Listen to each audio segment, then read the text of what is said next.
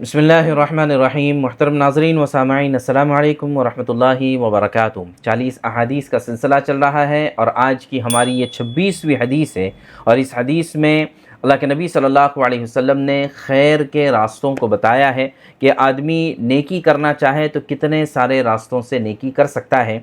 पिछली हदीस जो हमारी गुज़री है 25वें नंबर की, वो उसी का ततिम्मा है। उसमें जो मज़मून बयान किया गया था उसी तरह का मज़मून इस 26वीं रिवायत में भी बयान किया गया है। तो लिहाजा सबसे पहले हम हदीस के अल्फाज और कलिमात को सुन लेते हैं। अन अबी हुरैरा रज़ियल्लाहु तआला अन्हु क़ाल क़ाल रसूलुल्लाह सल्लल्लाहु अलैहि वसल्लम कुल्लु सुलामा मिनन नास अलैहि सदक़ा कुल्लु यौमिन तत्लुउ फ़ीहि शम्सु तअदिलु बैनल इस्नैनि सदक़ा व तुईनु अर्रजुला फ़ी दाब्बतिहि फ़तहमिलु लहु अलैहा औ तरफ़अु लहु अलैहा मताअहु सदक़ा वल कलिमतु तय्यिबतु सदक़ा व बिकुल्लि खुतवतिन तमशीहा इलस्सलाति सदक़ा व तुमीतुल अज़ा अनित तरीक़ि सदक़ा। रवाहुल बुखारी व मुस्लिम। कि हज़रत अबू हुरैरा रज़ियल्लाहु ताला अन्हु फरमाते हैं कि अल्लाह के नबी सल्लल्लाहु अलैहि वसल्लम ने ये बात इरशाद फरमाई कि आदमी के जितने भी जोड़ हैं, यानी जैसे ये हमारा एल्बो है और ये हमारा कंधा है, तो ये हड्डियों के जोड़ हैं। तो फरमाया कि जितने भी जोड़ हैं कि इनके ऊपर सदका लाजिम है, यानी हर जोड़ की तरफ से एक सदका करना ज़रूरी है। और बाज़ रिवायतों में ये बात भी मिलती है कि इंसान के जिस्म में 360 जोड़ हैं। मिसाल के तौर पर ये उंगली है और इसके मुड़ने की जो जगह है, तो इस तरह से 360 जोड़ इंसान के जिस्म के अंदर है और उस पर लाजिम है कि रोज़ाना अपने हर जोड़ की तरफ से एक सदका करे। क्यों?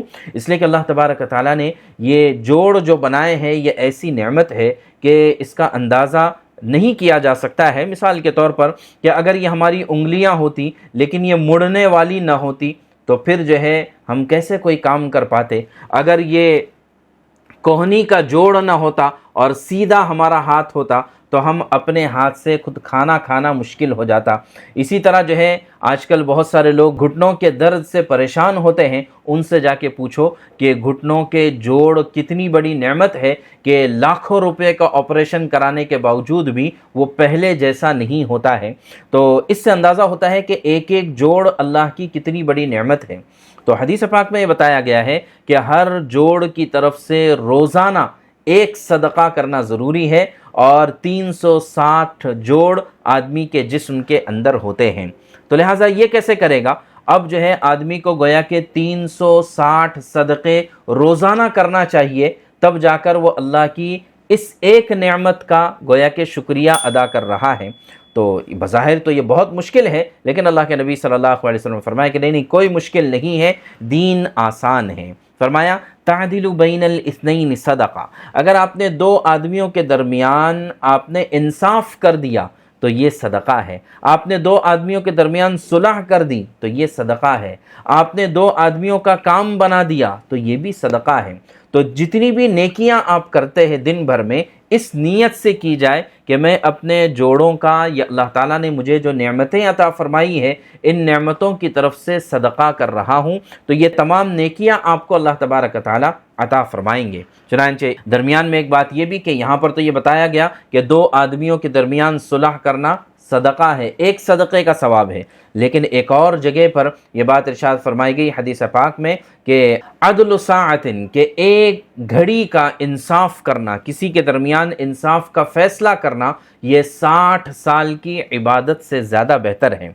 तो लिहाजा जो लोग इन कामों में हैं, जैसे जुडिशरी में है या पुलिस में है या ऐसे महकमों में है कि जहाँ पर आर्बिट्रेशन की ज़रूरत पड़ती है, जहाँ पर इंसाफ की ज़रूरत पड़ती है, तो अगर जो है वो लोग इस नीयत से इंसाफ कराएं, हमारे जो वकला हज़रात हैं, जो लॉयर्स हैं, वो इस नीयत से किसी का केस ले ले कि ये मज़लूम है और इस मज़लूम को उसका हक़ दिलाना है, इंसाफ दिलाना है, तो ये एक केस पर चाहे दुनिया के एतबार से जो भी कमाएं, लेकिन आखिरत के एतबार से एक केस पर इन्हें 60 साल की इबादत का सवाब मिलेगा और सदक़े का सवाब तो अलग ही है। तो लिहाजा ये दीन है, ये इतना आसान है। बल्कि आगे फरमाया कि तुईनुर रजुल फ़ी दाब्बतिही, एक आदमी सवारी पर सवार होना चाहता है, आपने उसकी मदद कर दी, कोई बूढ़ा है, कोई माजूर है, आपने उसका हाथ पकड़कर सवारी पर चढ़ा दिया, या सवारी पर बैठा हुआ है, आपने उसका सामान उठाकर उसको दे दिया, تو یہ بھی صدقہ ہے۔ آدمی جب سفر کرتا ہے تو ظاہر ہے کہ بہت سی مرتبہ اکیلا ہوتا ہے، کبھی معذور ہے، کبھی بیمار ہے، کبھی عورتیں ہیں، تو اس طرح کا ان کا سفر میں ساتھ دے دینا یہ بہت بڑی نیکی ہے اور صدقے کا اجر و ثواب ملتا ہے۔ بلکہ یہاں تک کہ فرمایا وَالْكَلِمَةُ الطَّيِّبَةُ صَدَقَةٌ، اچھے بول بولنا، کسی کو برا نہ کہنا اور کسی کو گالی گلوچ نہ کرنا، اچھے بول بولنا یہ بھی صدقہ ہے، اور یہ اپنے جسم کے اعضاء کی طرف سے گویا کہ ان کا صدقہ ادا کیا جا رہا ہے۔ اور آگے فرمایا وَبِكُلِّ خُطْوَةٍ تَخْطُوهَا إِلَى الصَّلَاةِ صَدَقَةٌ، آپ جو اذان ہوتی ہے، اذان ہونے کے بعد اپنے گھر سے آپ وضو کر کر مسجد کی طرف چل کر جاتے ہیں تو ہر قدم پر ایک نیکی کا ثواب اللہ تبارک تعالیٰ عطا فرماتے ہیں۔